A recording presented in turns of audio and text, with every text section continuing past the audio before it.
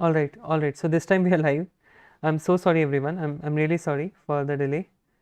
Okay, all right. So this time you will be able to see my screen. You will be able to see my stream and everything, right? All right.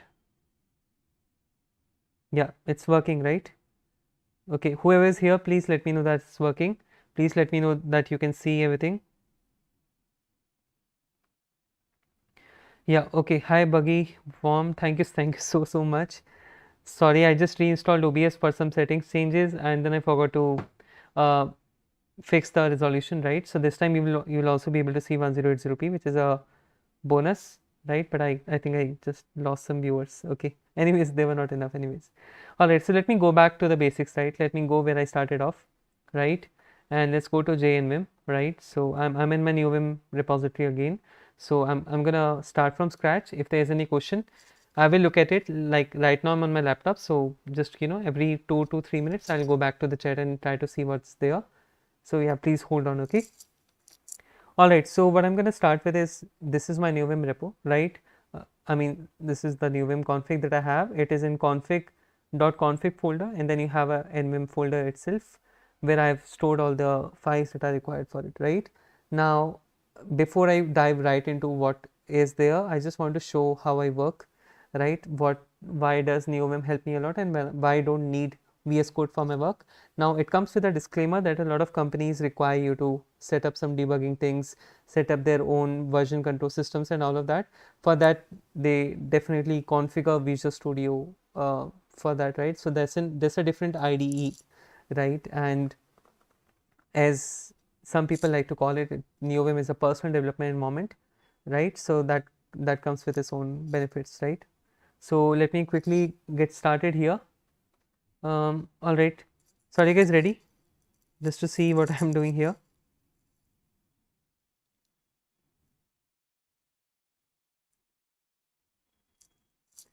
Okay. All right. So what I'm going to do is go on. Okay.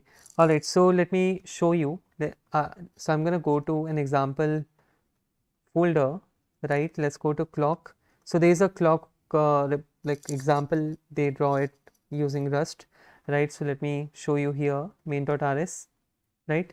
Now, first of all, you can see that this looks really beautiful. If it doesn't, then let me know. But you can see that I have a few plugins set up. It's like, if I show you the very basic Vim, right, this is how it looks like. Okay, this is a very basic Vim. Okay, you don't see any syntax highlighting comes with it, but you don't see the rainbow type of, like the lines that tell you, okay, you are in this kind of indentation and all.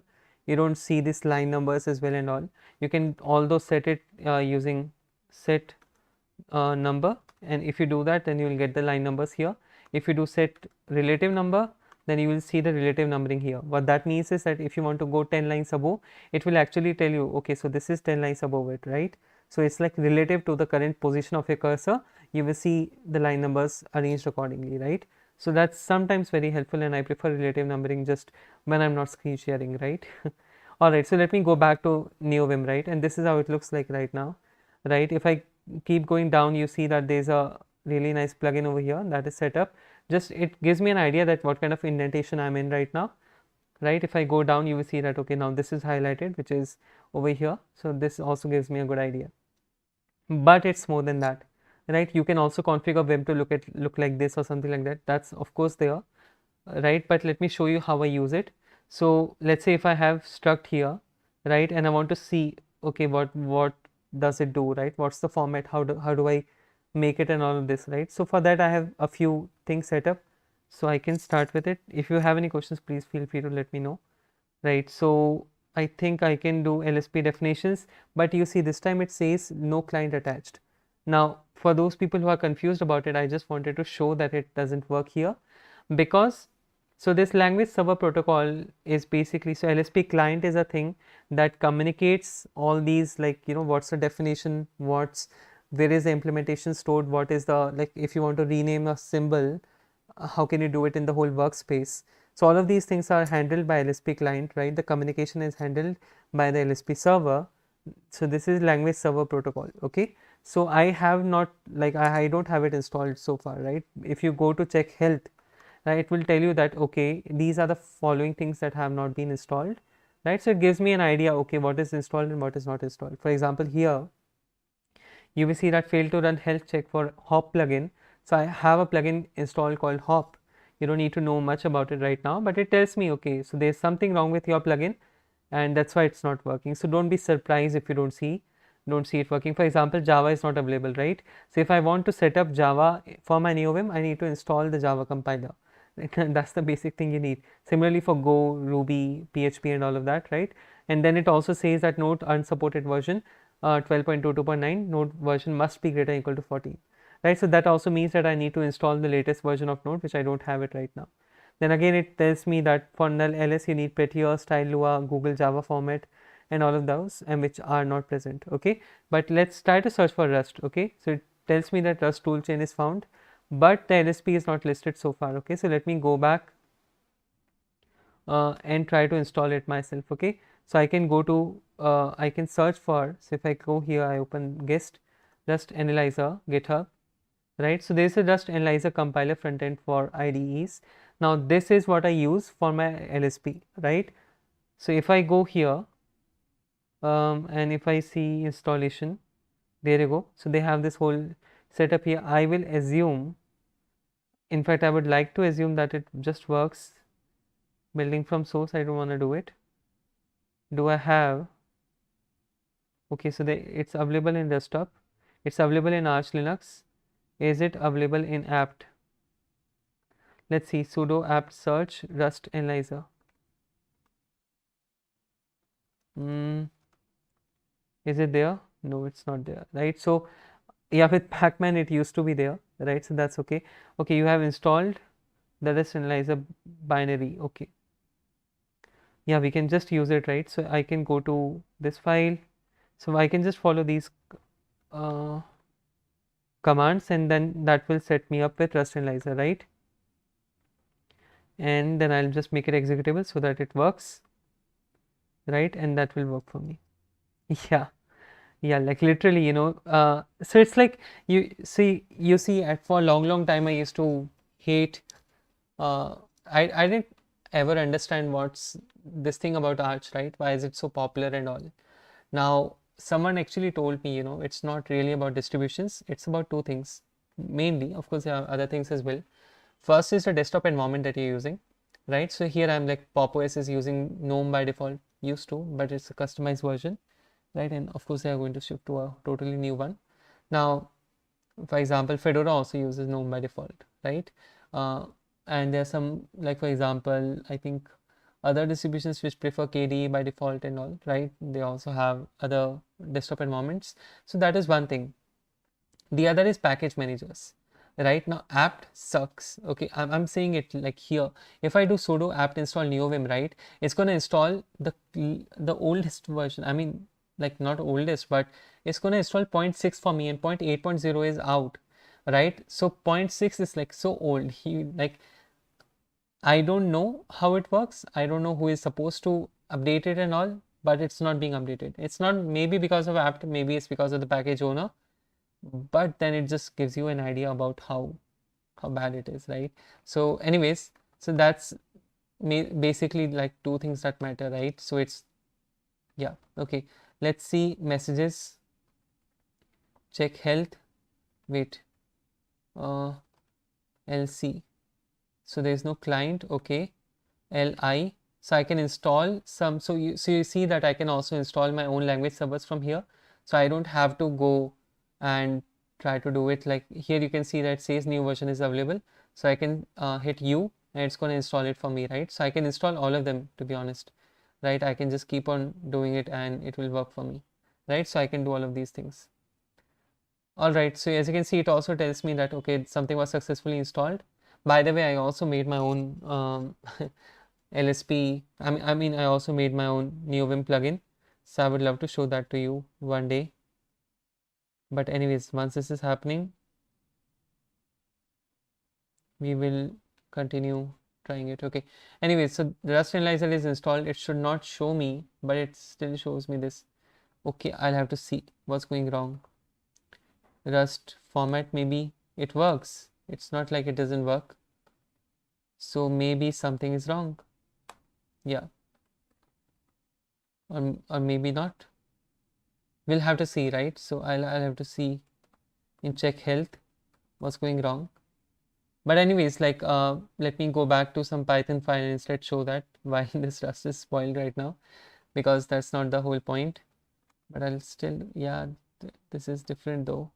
Rust toolkit is installed. Rust analyzer do we need? Maybe I'm just missing something in NVIM Lua users LSP user LSP handlers.lua. Do I have for Rust analyzer? Okay. There you go. See, it's basically expecting it to be in USR bin. So if I do local bin, right, so this will work. I think so. And duplicate index, that's okay. I don't know what this is about. Okay, cool. Let me try again. If it works, then it's great. If it doesn't, I'm not going to waste your time on this, but let's still try. Yeah, there you go. I think it worked. I think it worked. Right? Rust.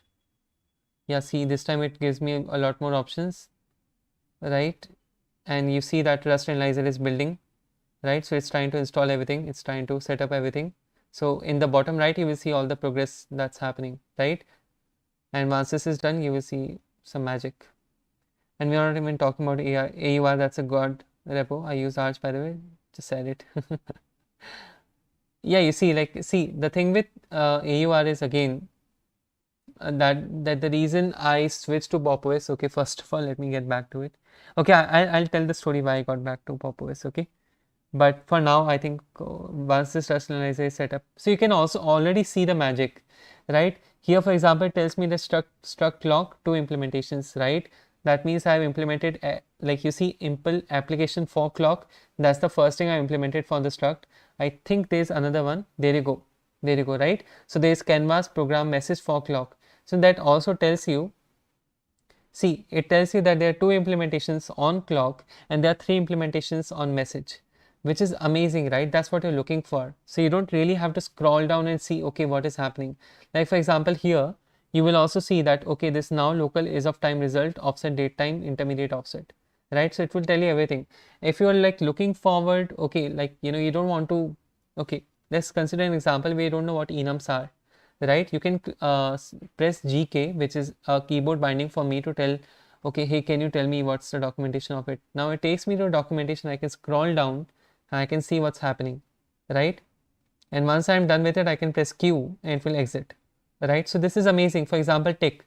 Now this tick comes from a library, right? It definitely is a class. That's the whole, I think, you know, it's very obvious if something starts with a capital letter, it's mostly something like a class. So you can see the clock message, tick, time, offset, date, time, right? Which is amazing, right? And on the top, you will see that it is written that you are in message and then you are in tick, because I'm in tick call and then I'm in the message class or something like enum message, right? So it tells you what wherever you are. Like for example, here I'm in like there's nothing, like I'm inside a class and all here, but let me go down and you will see that it tells me that I'm in the enum message. So over on the top, if you see that there is message written, so it tells you all these things as well, which are very useful, right?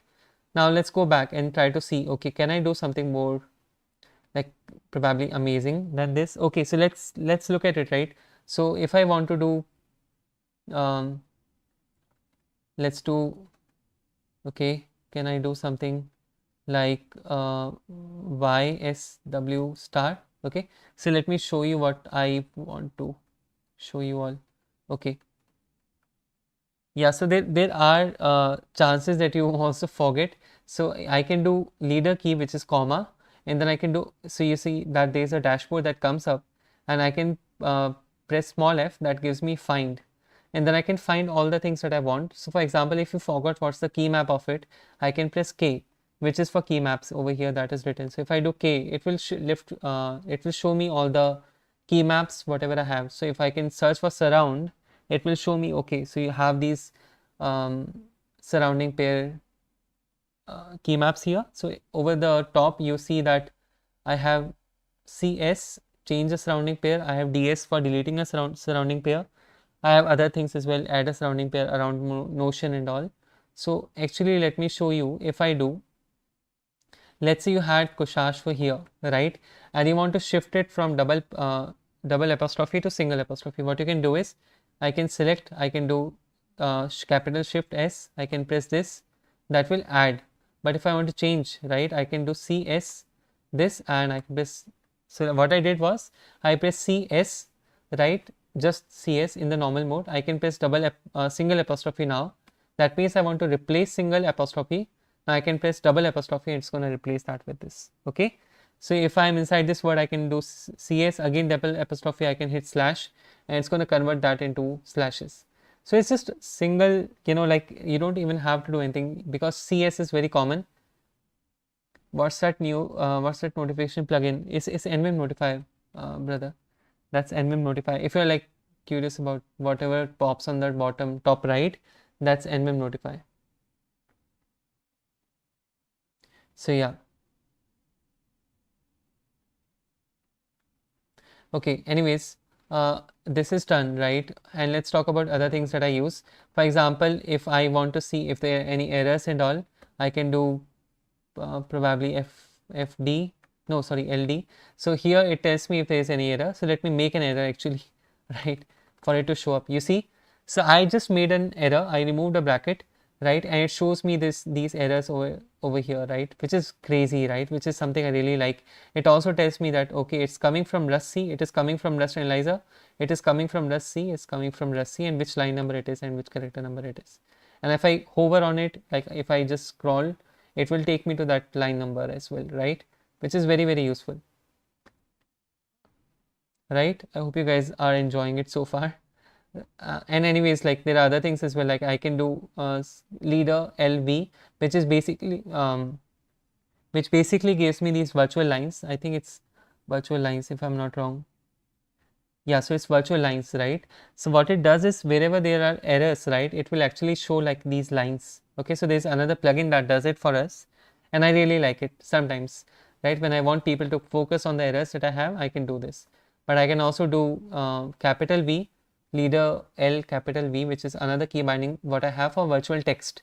Now this virtual text, what does it do? It shows you the text for each of these errors on the same line, right? You see the difference. Now these virtual lines were just the lines that are drawn on the point of error, and then there are these virtual text, right, so that you just see on the line, and these are very cool as well. So yeah, these are some things that I can enable whenever I want, and yes, this all is something that I like. There are other things as well that I really like. For example, telescope, I can do find files, I can search for anything that I want. Like for example, if I want to search, hey, is there a file called main.rs, I can just search for main and it will give me all the files that are present with main.rs, right? Nothing different. I can search for example, cargo, it's going to show that file preview to me on the right, and it's also going to show that file name on the left. So these are very important things. For example, if I want to search for a text, I can do live grep, and I can search for example message. So wherever message is present, it's going to show that to me, right? Which is amazing, right? So you can see, okay, where is it? I want to go to this line, I can hit enter and it's going to take that to me. Now if you're curious how can I open multiple files, you can also do that.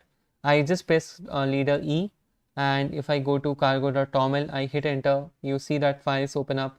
Now you want to go back, I can press Ctrl H, that's going to take me to the previous file, and if I do Ctrl L, it's going to take me to the next file that I had opened, right? I can also do leader B, that gives me all the buffers that are opened, right? So all the files that you have opened, it will give you the list of those files and also the grep preview, right? So these are like a few things that I use. Your config is quite fancy. I have a small one with CSS, LS, TS server, ESLint for my React stuff. Yeah, yeah, this is see, like of course again, I don't want to take any credits away from Christian who made this original config, right? A lot of plugins were inspired from him, and if you see at my commits, I have made several changes. Like I continue doing it. It's not like I don't do it myself, so I will definitely not take credits away from myself as well. But this guy taught me a lot about neovim.